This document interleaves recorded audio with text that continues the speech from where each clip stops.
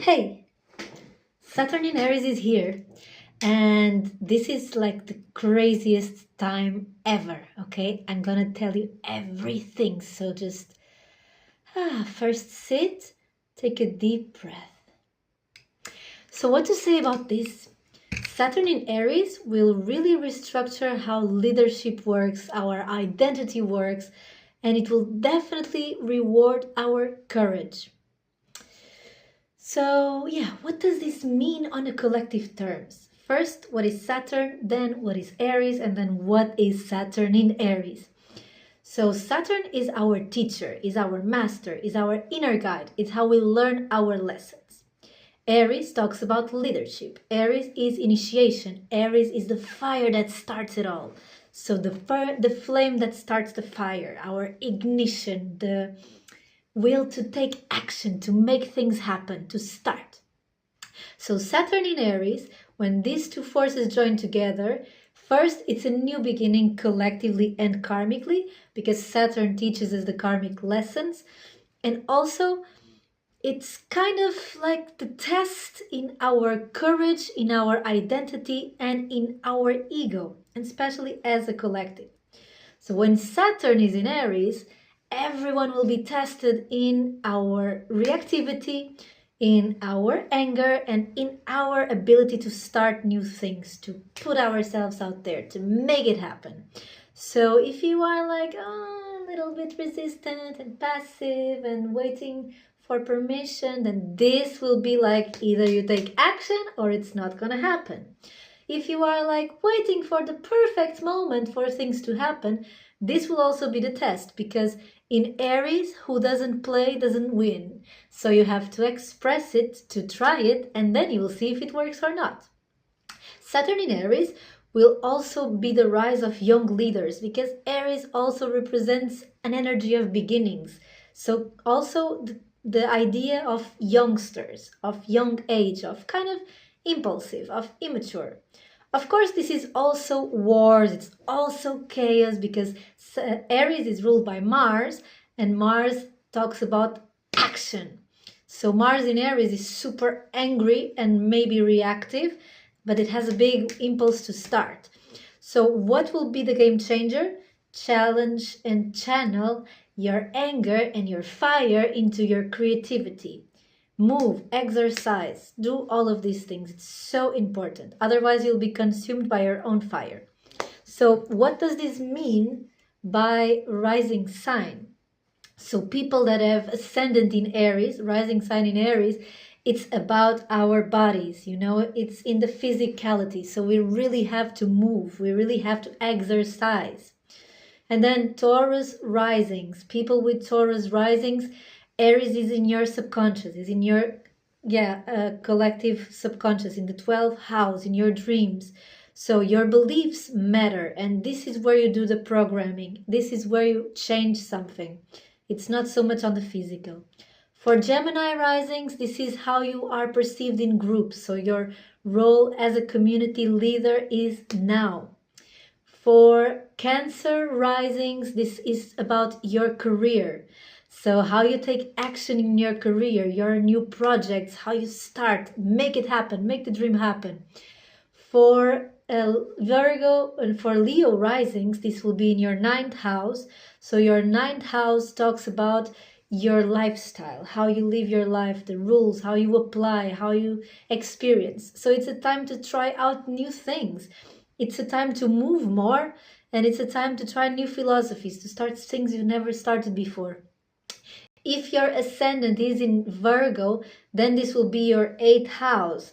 So baby, this is a lot about healing. This is a lot about your intimacy, your connection with your most intimate private parts, and also healing stuff there. If you have a Libra rising, then this is in your partnerships. So you are called to stop being a people pleaser. You are called to set firm boundaries, to be, I'm gonna do that, Then if you have a Scorpio rising, this will be hitting you in your 6th house, in your daily life, in your day-to-day routine. So move that body, baby. Try your new thing. Put your business out there. This is your time. If you have a Sagittarius rising, then this will be in your 5th house. So this means try out new creative endeavors, experience something new, explore new ways of your creativity and your pleasure. Ignite the inner fire, baby. If you have Capricorn rising, then you will be feeling this in your 4th house. It's your home.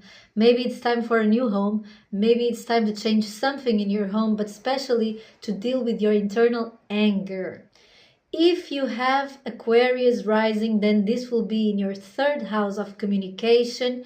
So it's time to be more assertive in how you express yourself. Be more clear. Speak the raw truth. If you have Pisces rising, then you will feel this in your 2nd house. So this is about initiation. This is about you starting your business, you using your risk-taking, your courage to start new things, also to empower others. So do the change you've been wanting to change, start the business, that's all about it. So yeah, this transit is crazy. Saturn will test the limits, Saturn will test how we take action, and the shadow side of Aries has a lot of anger.